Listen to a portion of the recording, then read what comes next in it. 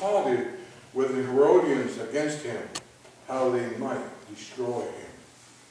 This is the word of God for the people of God. Thanks be to God. You may be seated.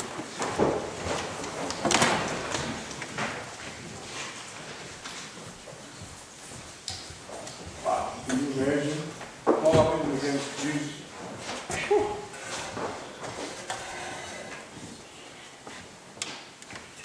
The message today is no rules on the Sabbath. Back when I was in NYF at church one evening, our pastor asked questions to help each of us to know each other just a little bit better. Where did you grow up? What sport hero do you like? Then he asked, what character in the Bible would you like to be? And then he asked, what would you do if you had no rules to live by? At first we just laughed. You know how kids are. We could not think of not having rules. One of the kids wanted to be able to, get in his vehicle and drive anytime he wanted. It wasn't me.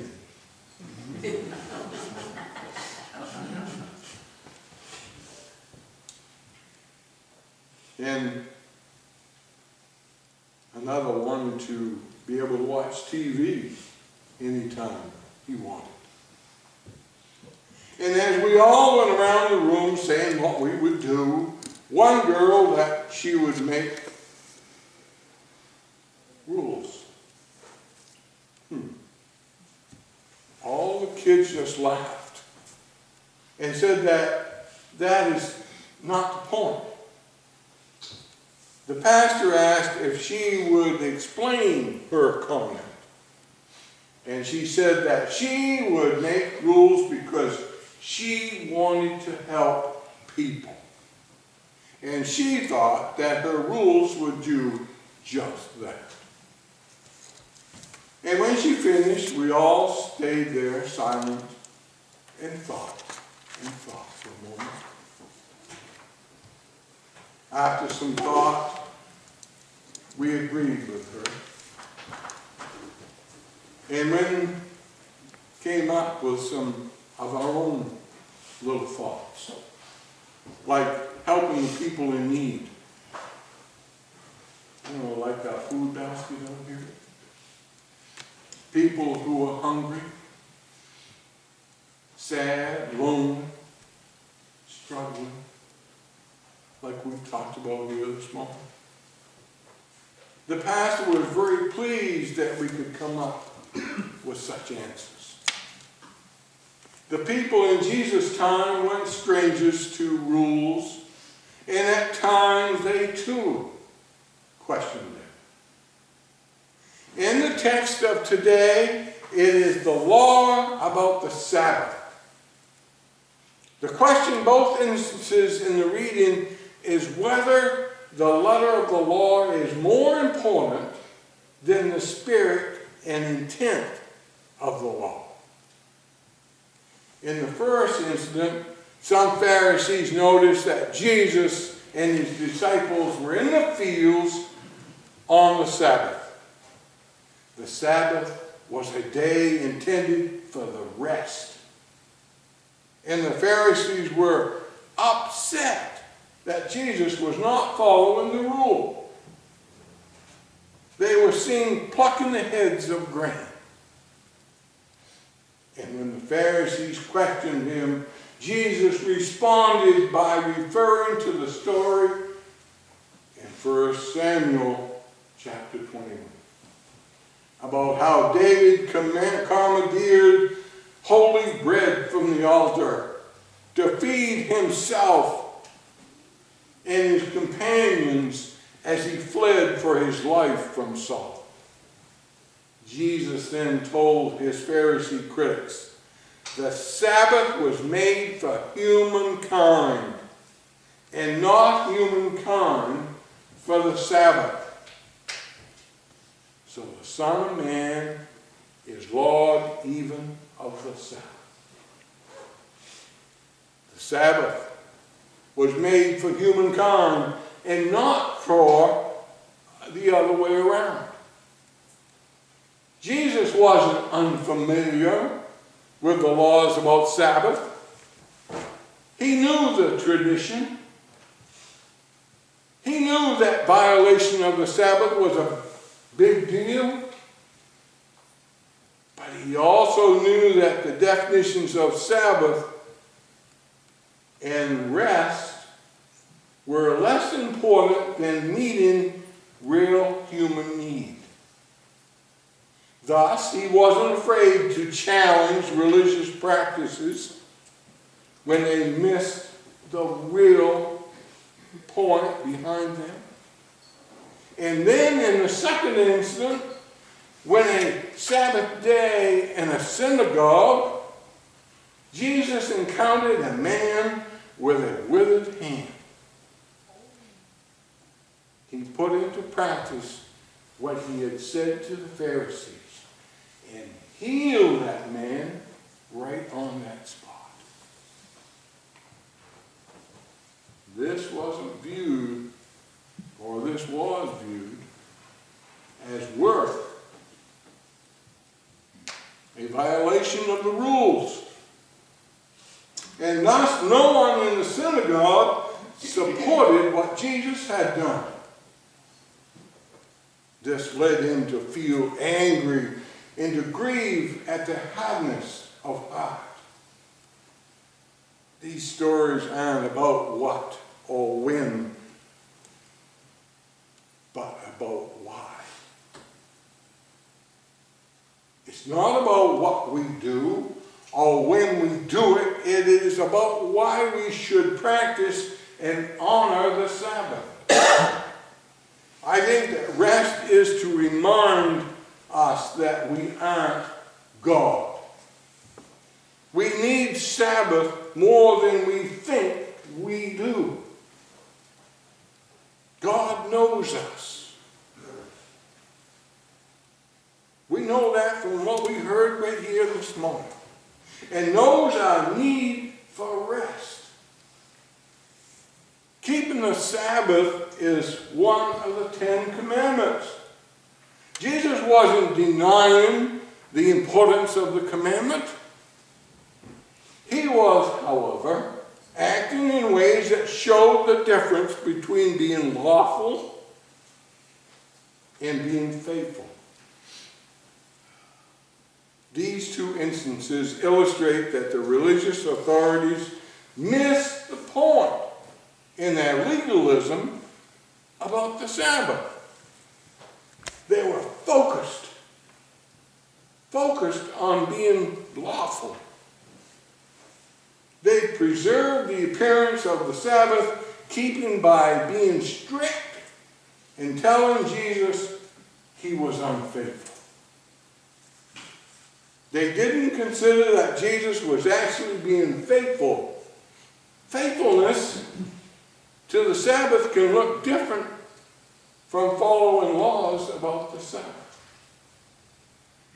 Now, Sabbath was reclaiming the original intention of the Sabbath here.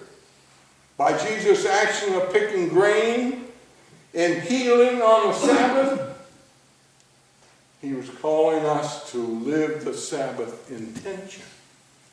That it will help us grow closer to God and love our neighbor as we love ourselves. In our own world of today, we really need this more than ever.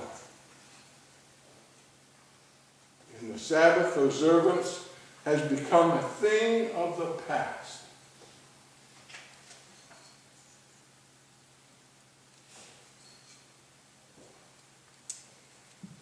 We live in a post-Christian culture, and where many activities for our children, our families, and ourselves schedule for Sunday. We live in a culture in which we are addicted to our technology and what God goes on around us. Sabbath in the biblical sense doesn't seem to fit our culture anymore. So, perhaps it's time to return to its original intention. Just as Jesus did when he reminded the Pharisees that Sabbath was created for humankind. If God created the Sabbath rest for us, then we must be deliberate about finding it. We might even have to get a little more creative and go beyond both the casualness our culture assigns to the Sabbath. Sabbath isn't just about doing more leisure stuff, but neither is it about just going to the church. Sabbath is about worshiping God, to be sure, but also the healing, eating, and meeting human need, including our own. Sabbath is less